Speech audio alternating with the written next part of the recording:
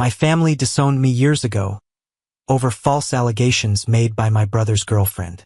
Now that the truth has finally come out, they're trying to come back into my life, completely unaware of the new life and the new family I built without them.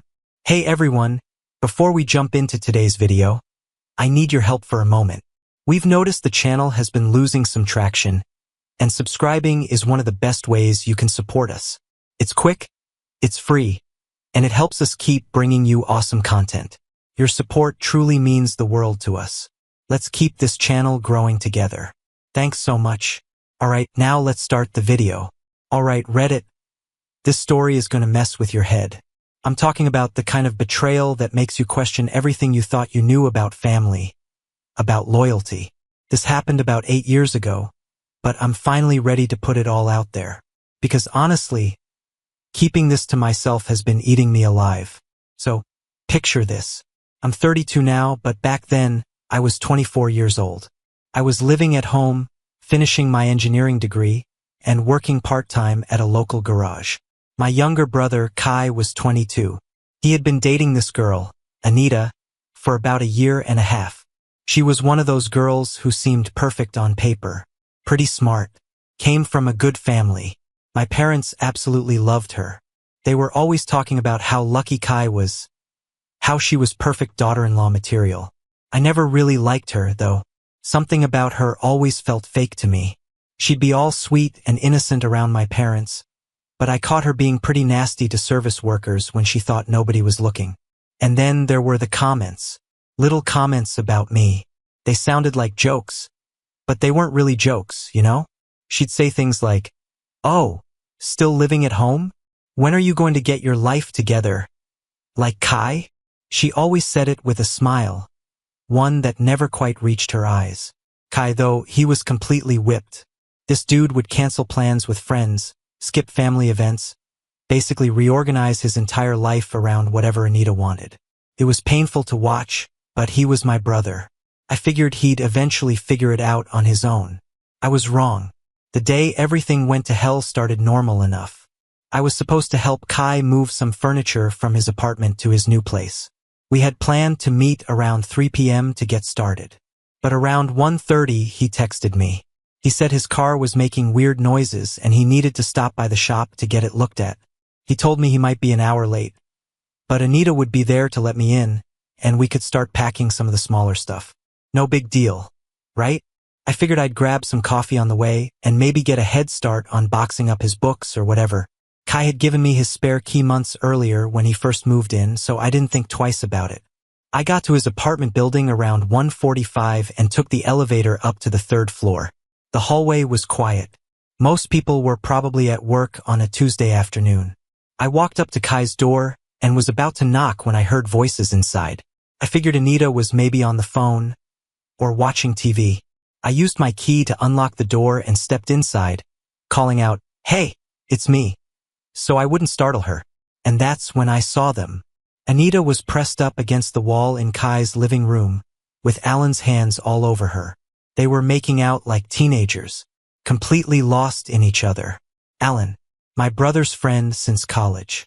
The guy who had been to every birthday party, every family barbecue, for the past 3 years. "What the hell?" I shouted.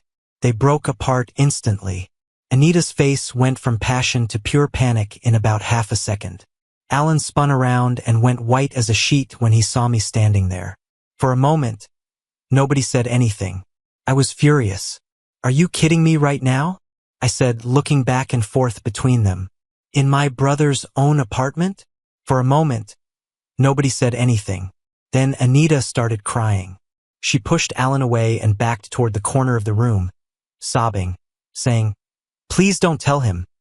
Please don't tell him," over and over. Alan stepped between us with this weird, protective stance. "Dude, you need to leave," he said. "Just go." Like I was the one who didn't belong there. "Kai is my brother," I said. "What the hell do you think you're doing, Alan?" That's when Anita really started freaking out. She was hyperventilating, saying things like, "He's going to tell everyone. Kai will never forgive me." I tried to calm her down, but she just kept getting more hysterical. Alan kept telling me to leave. Finally, I said, "Screw it," and walked out. I figured I would call Kai and let him handle it. I drove home thinking about how I was going to break this news to my brother. Heavy. It was going to destroy him, but he needed to know. Firm. The guy deserved better than being played for a fool by someone he trusted. Beat. But near the evening, my phone started blowing up with calls from Kai. Shift. When I answered, he was screaming at me. Shock. "What the hell did you do to Anita?" Raised voice. The conversation with Kai was like something out of a nightmare. He was so angry I could barely understand what he was saying at first. Confused. Apparently, Anita had called him immediately after I left, crying and telling him that I had attacked her at his place. Her story was that she was alone when I had shown up and, while helping with the furniture, I forced myself on her. Disbelief. Alan was backing up her story, claiming he walked into us and tried to stop me, but I was too strong and that I had threatened both of them. Stunned silence. I could not believe what I was hearing. Sharp. Kai. That is completely insane. I caught them making out. Clear. She is cheating on you with Alan. Shut up, you are a liar, he said. Cold. Anita would never cheat on me. She loves me. You are just jealous because you cannot get a girl like her. Hit. The jealousy angle hit me hard because it was so ridiculous. Controlled. I had never been jealous of Kai's relationship. Reflective, if anything, I had felt bad for him because I could see how manipulative she was. Measured. I tried to explain what I had actually seen, but Kai was not having it. Wall, he said Anita was talking to the police. Echo, the police. Hollow pause. I felt like I was in some alternate reality where nothing made sense. Pleading. Kai, please, you have to listen to me. Breaking. I am your brother. Why would I lie about this? Snap. Because you have always hated her, he said. Accusatory. You have never been able to stand seeing me happy. Final blow. Well, congratulations. You might have just destroyed the best thing that ever happened to me. Click. He hung up on me. Silence. I sat there, hands shaking, trying to figure out what just happened. Slow breath. 20 minutes ago, I was worried about telling my brother his girlfriend was cheating. Turn now, apparently I was a predator. Wait. I drove to my parents' house, went inside and found them in the kitchen. They already knew. Sink. Kai had called them first, and they were both sitting there, looking at me like I was a stranger. Ache. My mom was crying, and my dad was just staring at me with this expression I had never seen before. Lo, is true? My dad asked. Quiet. Is what true? That I caught Anita cheating and she is lying to cover her tracks. Firm. Yeah, that is true. Gasp. My mom gasped like I had just confessed to murder. How could you do this to your brother? Hurt to that sweet girl. I tried to explain what really happened, but they were not listening any better than Kai had. Door shut, they had already decided I was guilty. Choice. They would rather believe their son was capable of assault than admit their perfect future daughter-in-law was a cheater. Surreal, the next few hours were surreal. Entrance, Kai came home with Anita. Performance. She was playing the victim perfectly, crying whenever anyone looked at her, flinching when I entered the room. Observing. She had clearly studied how trauma victims behave and was putting on an Oscar-worthy performance. Avoidance. Kai would not even look at me. Boundary. When I tried to talk to him, he told me to stay away from his girlfriend. Sting. My own brother was treating me like a predator in our own house. Crack. The worst part was watching my parents comfort Anita. Detail. My mom was making her tea and telling her how brave she was. Contrast. My dad was patting Kai on the back and telling him what a good man he was for standing by his woman. Alone. Meanwhile, I was sitting right there, their actual son, and they were treating me like a monster. Empty. Nobody was asking me for my side of the story. Void. Nobody seemed to care that their son and brother might be innocent. Finality. They had already made up their minds. Night. That night, Kai cornered me in the hallway outside my room. Threat. He was different than I had ever seen him, angry in a way that was almost scary. Warning. If you ever go near Anita again, I will beat the hell out of you myself, he said. Memory, the little brother I taught to throw a football, was talking to me like I was his worst enemy. Swear. Kai, she is lying. Pleading. I swear to God she is lying. Truth. I caught her cheating and she is covering it up. Violence. He grabbed me by the shirt and slammed me against the wall. Fear. My little brother was looking at me like he wanted to kill me. Disgust. You are going to keep lying even now? He said. Even after what you did to her. Final. You are sick, man. Echo.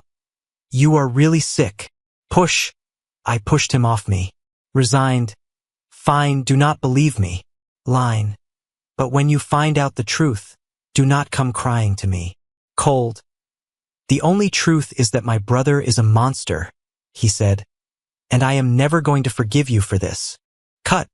2 days later, the police showed up at our house with a warrant for my arrest. Expected, I knew it was coming. Fact, Anita had filed a formal complaint, and Alan was corroborating her story. Humiliation.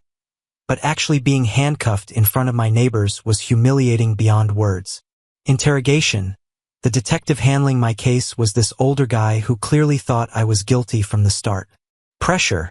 During the interrogation, he kept asking me things like, "Did you plan this, or was it a crime of passion?" As if he was just trying to get me to confess to something I did not do. Weariness. He had this tired, seen-it-all attitude that told me he had heard every excuse in the book and was not buying mine. Truth. I told him the truth, that I had caught Anita cheating and she was lying to cover it up. Dismissal. But he said that is what guys like me always say. Wait. Apparently, claiming the victim was lying was such a common defense that it actually made me look more guilty. Doubt. My parents kept asking me if I was sure that is what happened. Like maybe I was confused or afraid to tell the truth. Alone. The only person who believed me was my friend Jensen, who said he had known Anita was sketchy from day one. Time. The investigation dragged on for 6 weeks. Hold. 6 weeks of my life just suspended while the police interviewed witnesses and collected evidence. Home. The house was like a war zone. Constant. Kai and Anita were there constantly, and she was milking the victim role for everything it was worth. Display. She would have panic attacks whenever I was in the room and would cry to my parents about how traumatized she was. Mask. The performance never stopped, even when she thought no one was watching. Guard. Kai was her loyal guard dog through all of it. Glare. He would sit with her during her episodes and glare at me like I was some kind of animal that needed to be contained. Belief. My parents were completely buying into it too. Comfort. They would comfort Anita and tell her how sorry they were that their son had done this to her. Ghost. I felt like a ghost haunting my own house. Silence. The worst part was that nobody wanted to hear my side of the story. Shutdown. Whenever I tried to explain what really happened, they would shut me down and say I was re-traumatizing the victim. Verdict. I was guilty until proven innocent, and maybe not even then. Loss. My college suspended me pending the outcome of the investigation. Fall. My job fired me for conduct unbecoming. Distance. Friends stopped calling and returning texts. Town. Word got around our small town pretty quickly, and I could not go anywhere without people staring and whispering. Anchor. Jensen was the only one who stuck by me. Awkward. He would come over and hang out, which was awkward because Kai would leave the room whenever Jensen showed up. Faith. Jensen kept saying he knew I was innocent and that the truth would come out eventually. Doubt. Sometimes I wondered if he was just being loyal or if he actually believed me, but his support was the only thing keeping me sane. Turn. After about a month, the detective called me in for another interview. Shift. He said they had been investigating Alan's story and found some inconsistencies. Apparently, Alan had already changed his story twice about what exactly he had seen. His timeline didn't match Anita's at all. And when you're lying, it's hard to keep all the details straight, especially under police scrutiny. The detective told me they had also requested Anita's phone records and found some interesting text messages. He wouldn't tell me what they said, but his attitude toward me had definitely changed. He started asking different questions. Questions like whether I had any proof of the affair I claimed to have discovered. Now, for my absolute shitty luck, there were no security cameras around Kai's place. I had no proof. Nothing except what I had seen with my own eyes. And apparently, that wasn't enough. 2 weeks later, the charges were dropped. The detective called to tell me they had found no evidence to support Anita's claims, and several pieces of evidence that directly contradicted her story. He said they wouldn't be pursuing the case any further. The relief I felt was overwhelming, but it was mixed with anger, because it had taken 6 weeks to reach what felt like an obvious conclusion. You'd think that would be the end of it. You'd be wrong. My parents' reaction to the charges being dropped was basically, well, just because they can't prove it doesn't mean it didn't happen. They said they were disappointed in the justice system. Said they knew what they believed. It felt like they were more invested in being right than in their son being innocent. Kai was even worse. He said dropping the charges didn't prove anything. The mental gymnastics were incredible. Rather than admit they'd been wrong, they doubled down on their belief that I was guilty. But the worst part, they all stayed loyal to Anita, even after the charges were dropped. Even after it was clear her story didn't hold up. My family chose to believe her over me. She was still coming to family dinners. Kai was still treating her like his princess. My parents were still treating her like their future daughter-in-law. And I was the one who was unwelcome in my own house. My parents said I could stay until I figured things out, but it was clear they wanted me gone. Kai made it obvious he couldn't stand being in the same room as me. The house that had been my home for 24 years suddenly felt hostile, foreign. The final straw came about 2 weeks after the charges were dropped. I overheard my parents talking in the kitchen. They were saying they were concerned about having me around, and that they needed to think about Anita's comfort. They were literally choosing my brother's lying girlfriend over their own son. The conversation was brutal. They were discussing whether to ask me to move out permanently, because my presence was upsetting to Anita. That night, I packed everything I owned into my car. I left a note saying I was leaving town, and not to look for me. I drove straight to Jensen's place and told him I was done. Done with my family. Done with that town. Done with trying to prove my innocence to people who had already decided I was guilty. Jensen tried to talk me out of it. Said I should stay and fight. But I was finished fighting. Sometimes you have to know when to walk away. Even when walking away means losing everything you thought mattered. I knew that even if I fought back, the damage was already done. I had no evidence. No place with my family anymore. So I headed north with no real plan. Just the need to get as far away as possible. I ended up in Montreal. It was the first major city I hit after crossing the border. And honestly, the distance felt right. I figured if I was going to disappear, I might as well do it properly. The French signs, the different money, felt like a completely different world. Exactly what I needed. The first few months were rough as hell. I lived in a tiny studio apartment in a sketchy part of town. I worked construction jobs that paid cash under the table. My French was garbage, so I mostly worked with other English speakers who were just as desperate for work as I was. That construction crew became a kind of temporary family. Guys who didn't ask questions about your past. Who judged you only on whether you showed up on time and could swing a hammer. The hardest part was the isolation. For the first time in my life, I had no one, no family, no childhood friends, no connections at all. Just me. In a foreign country trying to rebuild my entire existence from scratch.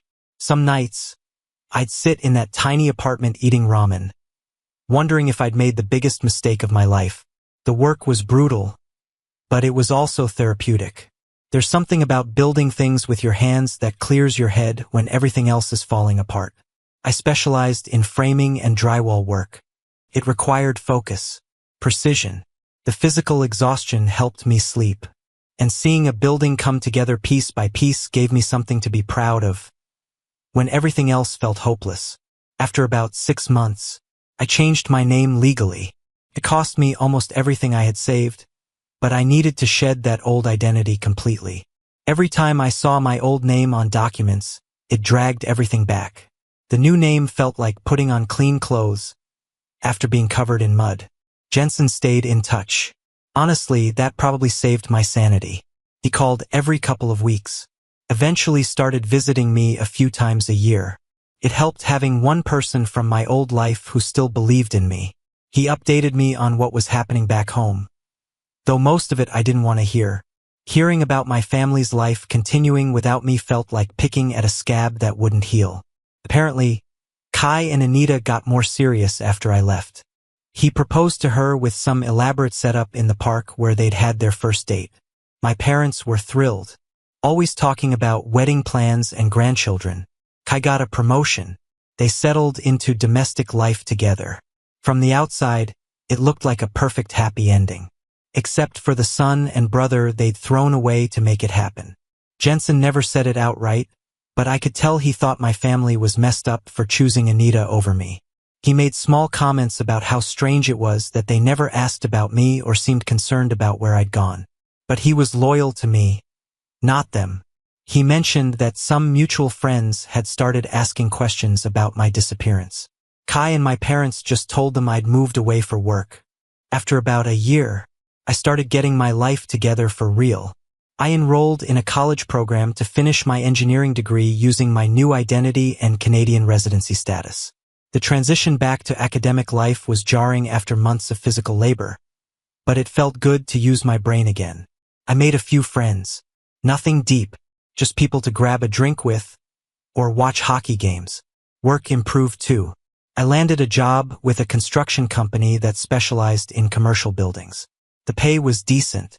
The work was satisfying. I started dating again around year 2, though trust was still a major issue. But slowly, gradually, I opened up. I had a routine, a decent apartment, a job I didn't hate, a few people who knew me as just a regular guy. That helped restore my confidence. The real breakthrough came in year 3, when I met April. We met at a coffee shop near campus. She was a nursing student from Vancouver, and we hit it off immediately. She was patient with my trust issues, never pushed when I was clearly uncomfortable. We took things incredibly slow. I told her I had a complicated past, but didn't go into details.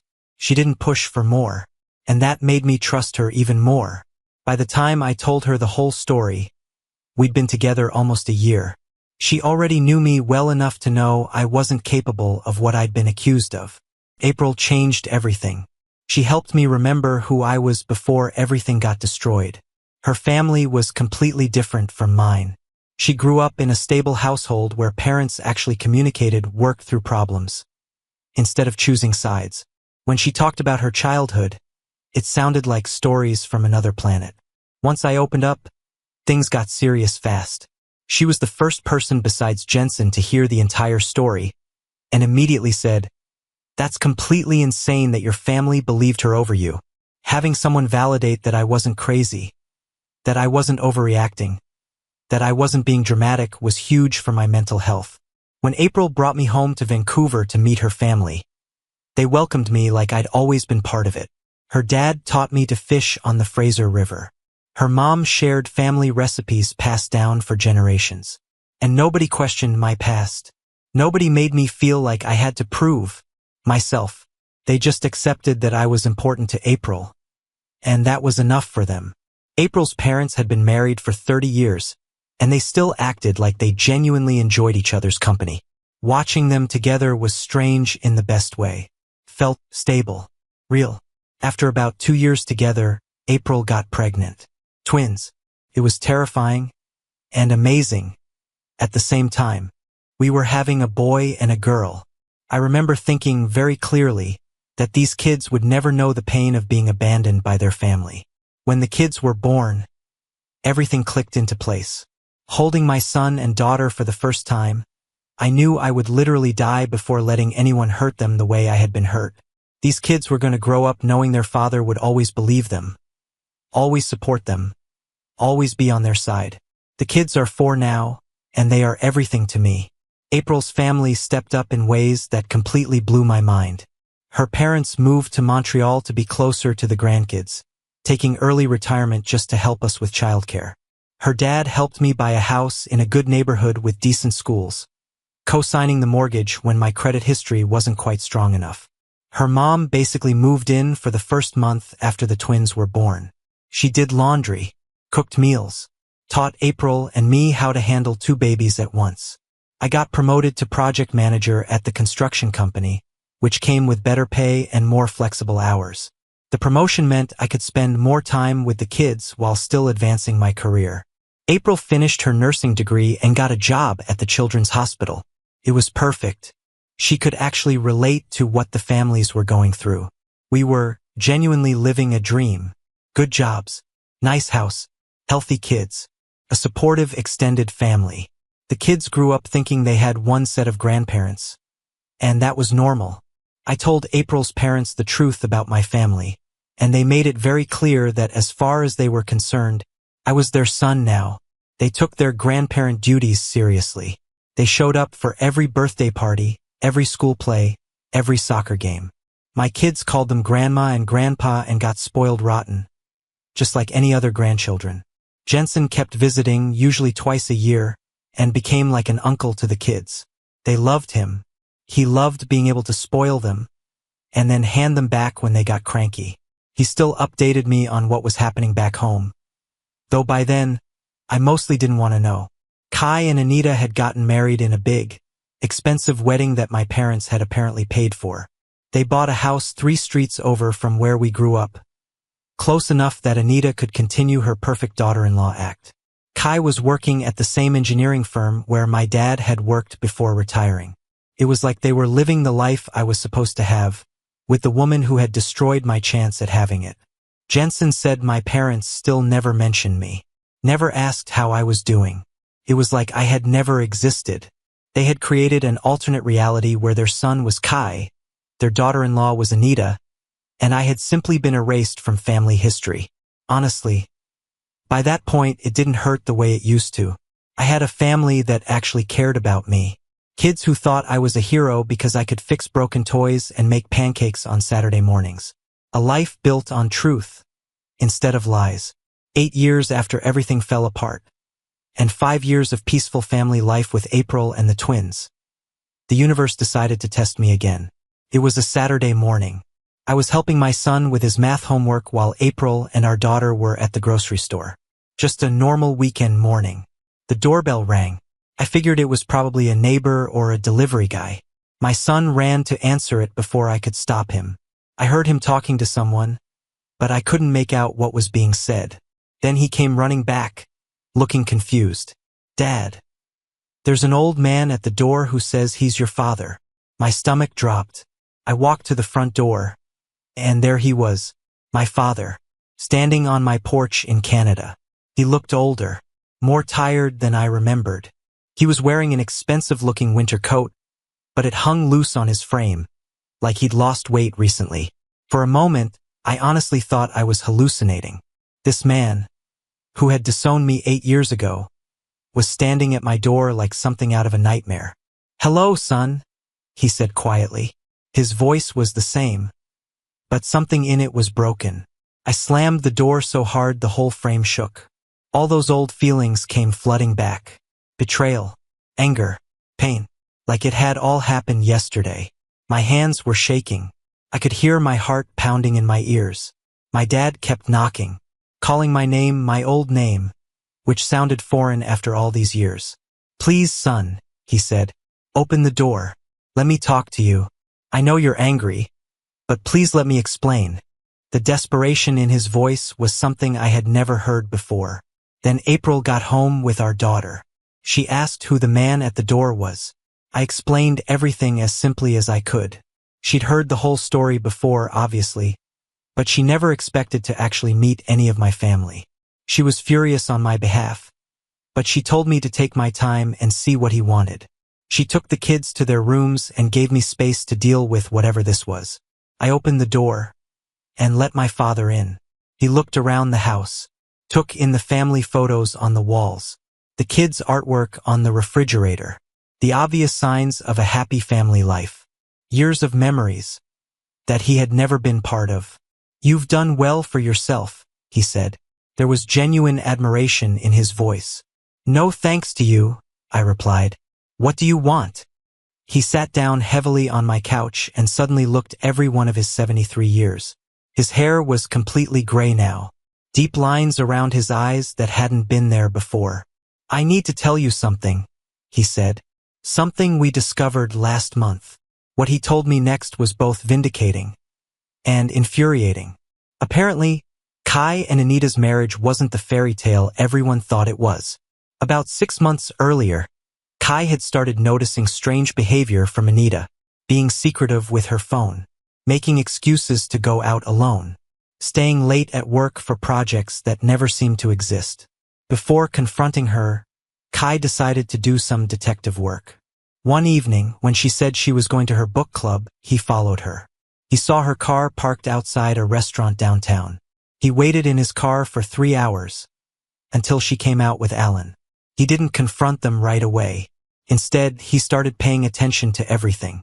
Her schedule, her excuses, her behavior when she thought he wasn't watching. He documented the affair. He followed them for weeks, took photos, videos. Turns out, she was still having an affair with Alan. And Alan was now married, with kids of his own. They were meeting at hotels, at Alan's office after hours. The affair had never ended. They'd just gotten better at hiding it. And here's the part that made my blood boil. They'd been carrying on this affair for years. Not months. Years. It had been going on before I caught them, and continued through their entire marriage. Kai found credit card records showing regular hotel visits throughout their marriage. Evidence they'd been meeting even before the wedding. She'd been living a double life for basically their entire relationship. He also found text messages between them. Those messages were devastating. They talked about leaving their spouses, planning a future together, even discussing what they'd do if anyone ever found out about their history. And then, the kicker. During their marriage, Alan got her pregnant. She had an abortion without telling Kai. She was terrified the baby might not be his. The messages showed them laughing about how clueless Kai was, how easy it had been to fool everyone. Anita was also terrified that the family would find out the truth about everything they'd done.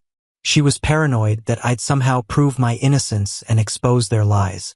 They even discussed what they'd do if I ever came back and tried to tell people what really happened. When Kai finally confronted her with all the evidence, she broke down. She confessed to everything. She admitted she and Alan had been involved before Kai, that they'd never really stopped seeing each other, and that when I caught them that day years ago, she panicked and made up the assault story to cover her tracks. She admitted to lying about everything. She married Kai while still in love with Alan. She let my family destroy me to protect her secret. She planned to leave Kai for Alan as soon as Alan's divorce was finalized, so they could be together openly. My father discovered all of this when Kai came to him for advice about the divorce. He was completely shattered, asking how he could have been so blind, how he could have wasted years of his life on someone who never loved him, how he had destroyed his relationship with his brother for a woman who had been lying from the very beginning. My father told me Kai was beside himself, that he knew he'd destroyed his relationship with his brother for a cheater, that he wanted to call me to apologize, but didn't even know how to find me. He'd been asking everyone where I went, but I'd disappeared completely. I sat there trying to process it all, because it was 8 years too late. My family finally knew the truth, 8 years after they'd thrown me away like garbage. And even though they finally realized I'd been telling the truth all along, the vindication felt hollow.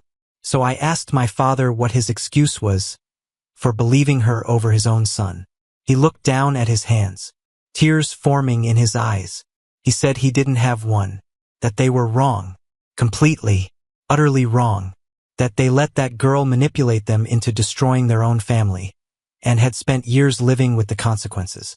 I asked if they really had, because from what Jensen told me, they all seemed pretty happy with their choice, with their perfect daughter-in-law, fairy tale wedding, happy family, how they erased me from the picture, and moved on like I never existed. He admitted they tried to, but not a day. He went on about how it had never been that he didn't think about me, or wonder where I was, or whether I was okay, or if I would ever forgive them. He told me my mother had never been the same, that she'd been on antidepressants for years, that she cried every Christmas, every birthday, because her son wasn't there, that she kept my old room exactly the same, untouched, like she was still waiting for me to come home. And that's when I stopped him. I told him her son was there. They just chose to believe I was a predator, instead of listening to me. We talked for almost 2 hours. He told me how Kai's entire world had fallen apart when he learned the truth. How my mother was devastated when she finally realized what they had done to an innocent son. How all of them had been trying to figure out how to find me, how to make amends. He admitted they had even hired a private investigator, who eventually tracked me down in Montreal. Then it was my turn. I told him about my life, about my wife, my kids, my career, about my in-laws, who treated me like family from day one. I showed him pictures of his grandchildren, the grandchildren he would never meet. I told him about the traditions we created, the holidays, the routines, the life I built from nothing. I explained how April's parents stepped into the grandparent role without hesitation, and how my kids never knew they were missing anything. They were loved, completely.